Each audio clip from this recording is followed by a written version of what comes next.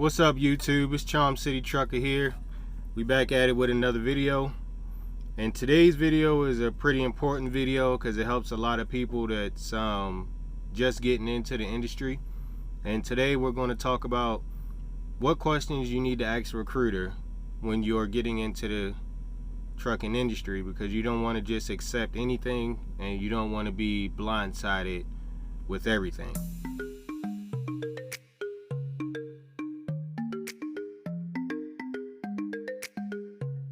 Alright guys, so today, like I said, we're going to talk about the questions you need to ask a recruiter when you are talking to them on the phone, trying to decide what trucking company you want to go to. Now, you can ask some of these questions, you cannot ask some of these questions. It's completely up to you, but the more questions you ask, the better off you're going to get an understanding of how the company operates. I myself, I wrote down all of my questions I wanted to ask recruiters, and I asked the recruiters the exact same questions, and that is what helped me choose what company I wanted to go to. Some companies were straightforward and others were not, and you'll be able to tell which companies out there just want you to get you in the seat, and you'll be able to tell which companies are really going to care about you and take care of you and any issues you might have while you're out there on the road. So be cognizant of that you know, there's nothing wrong with going with the mega carriers and all of that, the Primes, Knight, you know, Swift, Pam, all of them, you know, there's nothing wrong with them, but just those companies don't fit for everybody. So choose wisely to whatever company you want to go to, especially if you're just coming into the industry. So the first questions you want to ask, and I'm going to go question by question and explain anything I need to explain. And I do have my little sheet here with all my questions on it. These are the sheets that I used when I was calling companies around. Calling around to companies to see which company I wanted to go to. But the first and most important, not the most important, but the first question you want to ask the recruiter is if they're on CPM, which is cent per mile, or if they're on salary. Now with CPM, it can get a little tricky.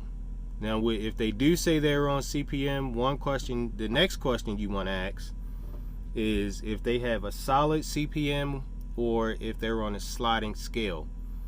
Now, a solid CPM means you'll come in, once you get in your truck, you'll be at, let's say, 50 cents a mile. No matter what the length of the haul is, you could be running 600 miles or you could be running 2,000 miles. You're still getting paid 50 cents a mile. Now on the sliding scale, it's a little different. With the sliding scale, the longer the mileage, the longer the haul, the more miles you have on the haul, the less the cent per mile is going to be. So say let's say you have a company that's going to pay you, if you're running up to 100 miles, they're paying you 50 cents a mile. But if you're running over 600 miles, they're only going to pay you 41 cents a mile. And it breaks down in between. I'm not going to go into all of that, but you can look up the sliding scale for cent per mile for OTR drivers. And my personal opinion is that any company that's doing a sliding scale CPM really doesn't want you to make money, because a lot of people get into the industry to do long hauls. That was one reason why I got into it. And I had a couple companies that told me that they were on the sliding scale CPM. Didn't want to do it because I'm not going to put my hard work and effort in to get paid less when I'm running longer miles. The next question you want to ask them is if they're forced dispatch. And that means no matter what dispatch they give you, you have to take it. it can be good, it can be bad. It just depends. If you're one of them people that don't like to run the Northeast, or don't like to run, California or the Midwest, or whatever region you don't like running in, then Force Dispatch, a company that has Force Dispatch is not going to work for you, because they're going to send you wherever. Then you want to ask them if they have layover and detention pay. So layover pay is you get to say you pick up a load, you get to a receiver, and you're just waiting for a dock, and no docks are opening up for, let's say, 4 or 5 hours. Some companies is after they'll give you a certain rate after the first 24 hours, or it's like it usually average about $40 to $50 after the first 24 hours, or something like that, if you get stuck somewhere where you're just going to be there. Detention pay is usually about the same, and that's if you had an appointment time at, let's say, 8 in the morning, you get there at 7:30, you don't get loaded until, let's say, 6 o'clock that evening. Some companies, within the first couple hours, they'll start giving you detention pay, and it can vary depending on the company. For the veterans out there, you want to ask them if they have a military veteran program, or if they offer any extra incentives for veterans. Sometimes it's, if you're a veteran, you get a higher pay, or they might throw in some other type of incentive for veterans, bonuses or something like that. It just depends on the company. So that for the veterans out there, that's a good question to ask, because it can be very beneficial for you. Breakdown pay.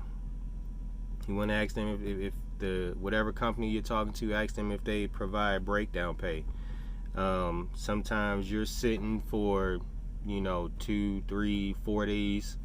Then the companies will give you a certain amount per day after the first 24 hours. So you want to ask them if they pay breakdown pay. You want to find out how long you have to be out on the road before you get time off. Now, most companies is every 7 days you out, you get 1 day off. Some companies might say 6 days out, you get a day off. Some might even be 5.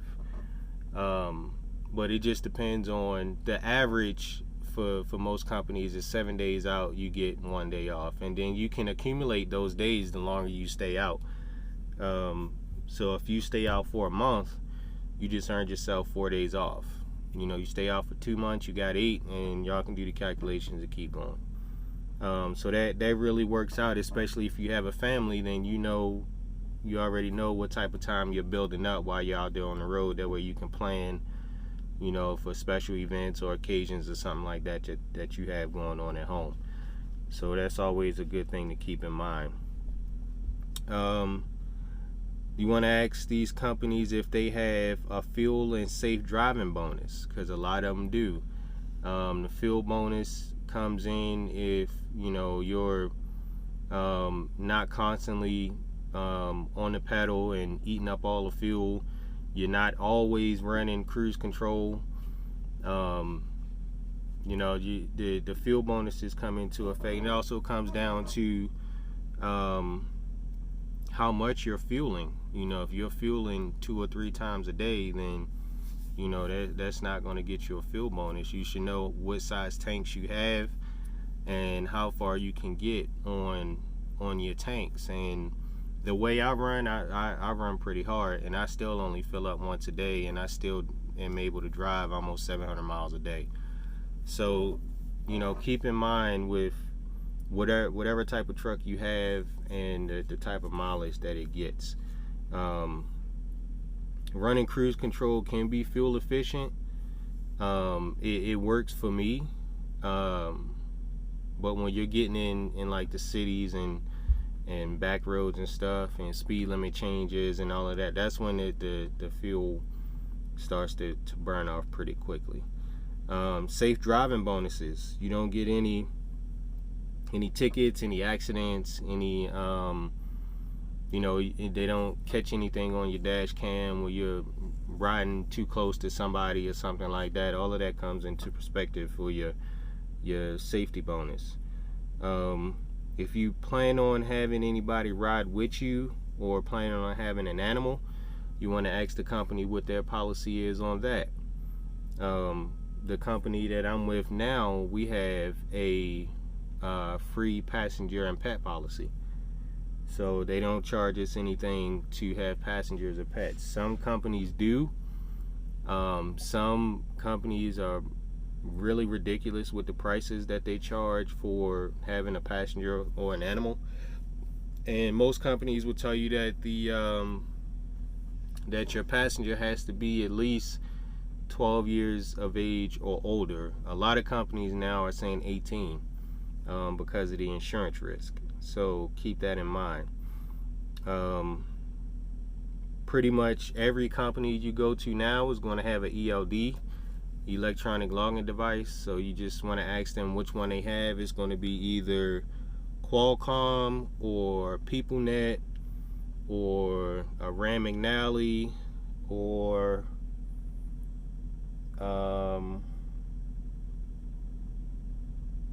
here's another one, but I can't think of the name of it. But those are the big three: PeopleNet, Rand McNally, or Qualcomm.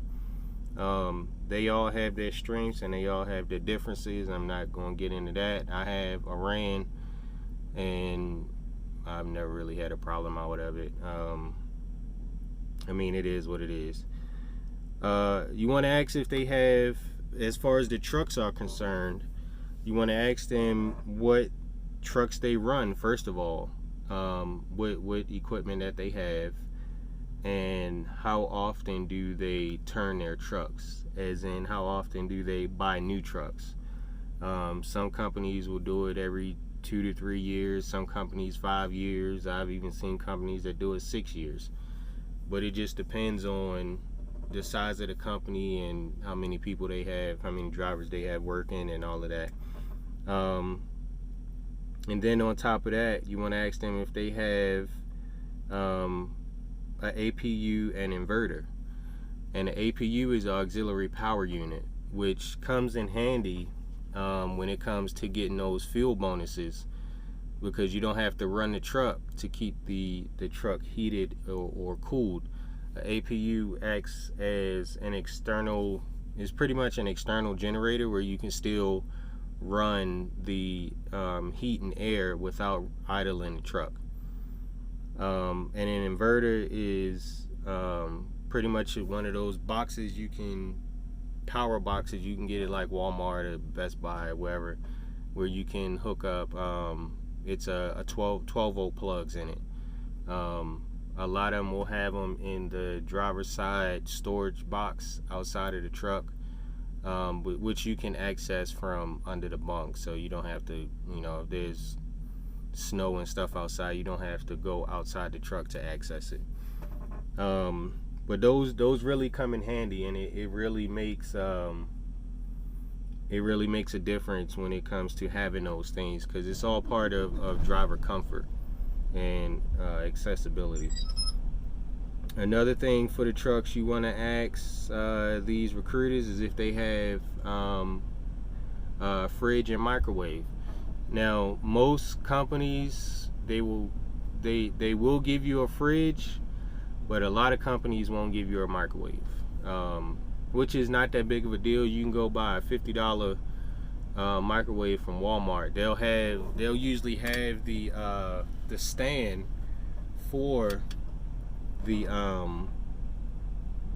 microwave, but there won't be a microwave in there. 9 times out of 10 they will have a refrigerator in there, and even if they don't, you can buy one and put it in yourself. But most companies will at least have a refrigerator. You want to know what the trucks are governed at. as far as speed. Some companies are 62, some are 65, some are 70. It just depends on what company you go to, because that comes in handy too with getting your miles. If you got a truck that's running a little faster, then you can get more miles. As long as you're doing it safely, then you can get more miles, and that's when you start racking up bonuses and stuff like that. Another thing with the trucks is dash cams. You want to ask the recruiters if they run dash cams in their trucks. My company does. We have outward facing dash cam that faces out the windshield. We don't have ones that face the driver. Some companies do.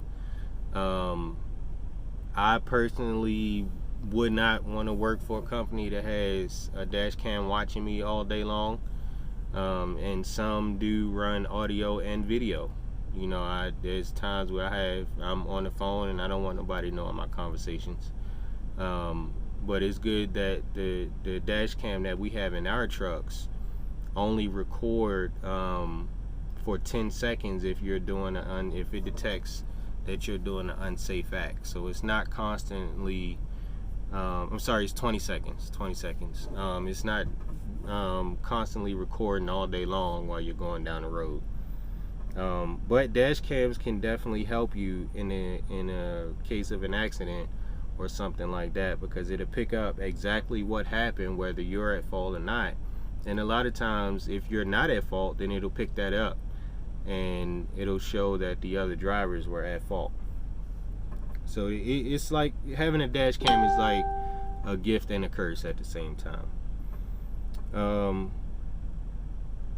as far as terminals are concerned, you want to ask where they have terminals at. Depending on where you live, some companies will have a lot of terminals all over the country. Some might not have that many. So you have to know where terminals are in case you have to get back to a terminal for maintenance, or you having an issue with the truck or the trailer that you have, or whatever the case may be. Having a terminal nearby definitely helps out. We're not that fortunate. We only have one terminal right now, so I have to always come back to the West Coast when I have to do something with the truck or something like that. Unless I'm already on my way to pick up a load or drop off a load, then I can hit a service center or something that's out there on the road. But it still works out. As far as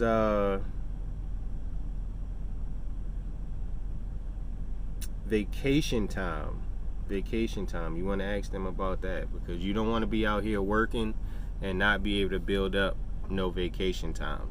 I know to a lot of drivers, it's very important to us to be able to build up vacation time when we're out here running hard, constantly, for months at a time. So you want to know, how long do you start to develop vacation time when you're out there on the road. Hold on one second. Somebody was pulling the trailer out the yard. Now, as far as the orientation, you want to ask them how long the orientation is, if it's paid, and what the orientation consists of. Now, a lot of times, if you don't have any experience, then you have to go through, if you don't have a CDL already, they'll give you the option of going through their CDL school. And that usually lasts 4 to 6 weeks, and then you have to do a week or two of orientation, and then you have to go through like 4 to 6 weeks of driving with a trainer. That's how some companies are. Some companies are not like that. It just depends on who you're going through and how big the company is. Now, as far as pay, I missed this one. As far as pay, you want to ask about pay increases or pay raises. A lot of companies will give you pay raises if you get to a certain milestone, 3 months, 6 months, 9 months, a year, 2 years, 2.5 years, whatever their stipulation is on pay raises, and it's usually a couple cent per mile if that's the way you're getting paid. Some companies, it might give you a lump sum bonus for longevity or whatever the case is. But that's important to ask also, because you want to know that you're not just going to stay at the same pay rate the entire time you're there. You want to be able to move up in pay. You want to ask if the company that you're trying to get with runs all lower 48, and if they run Canada and Mexico. If they do run all 48, then be prepared to be in all 48 states. And if you get with a company that runs Mexico and the US, then you need to make sure that you have a passport and keep it with you in your truck, because you don't want to get held up at the border, until Border Patrol finds out who you are trying to cross into the border with a truckload of cargo, and they don't even know who you are.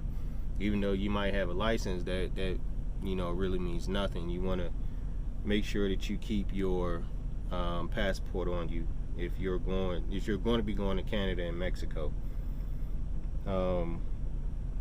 With the run in the Northeast, what can I say about that? That's just a whole nother ball game, man. Running in the Northeast is rough, man, because there's some companies don't want you going through certain areas. They don't want you doing this. Running the Northeast can be tough. So just keep that in mind, and when it comes to planning, just make sure you plan accordingly. Deadhead pay.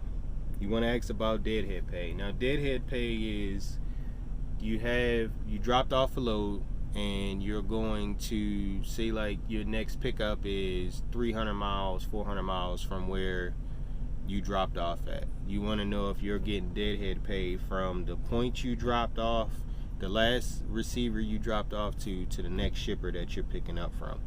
You want to know what that CPM is going to be.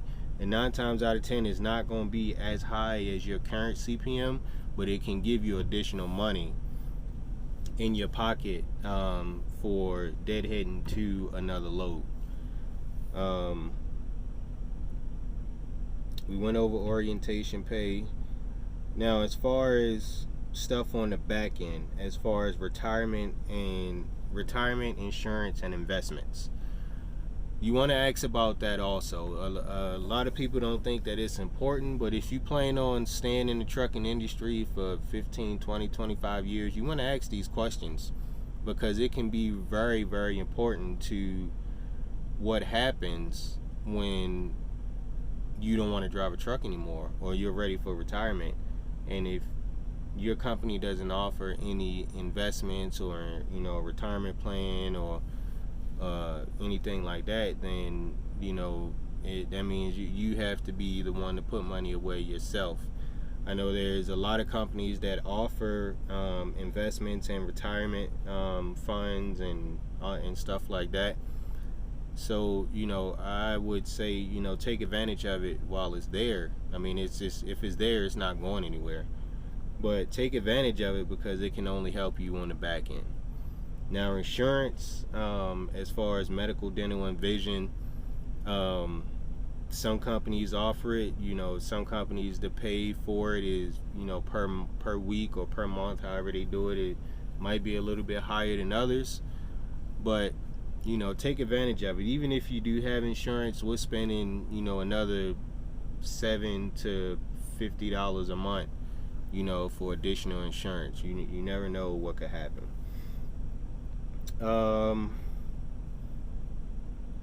So no touch freight. Want to go over no touch freight. A lot of companies will tell you, oh yeah, we do 90 to 95% no touch freight, yada yada yada. That's all well and good. Some companies are 100% no touch freight. That's how my company is. We don't do anything with touch and freight. All right, YouTube, thanks for stopping by. that's gonna wrap up the video. I appreciate y'all stopping by. As always, stay motivated, stay hungry, and never accept mediocrity. And while you're here, hit that comment button. Send me a comment on what videos y'all want to see next. Hit that like button. And do me a favor and hit that subscribe button and turn on the notifications so you know when I drop a new video. As always, I love y'all. Peace. And I'll catch y'all on the next one.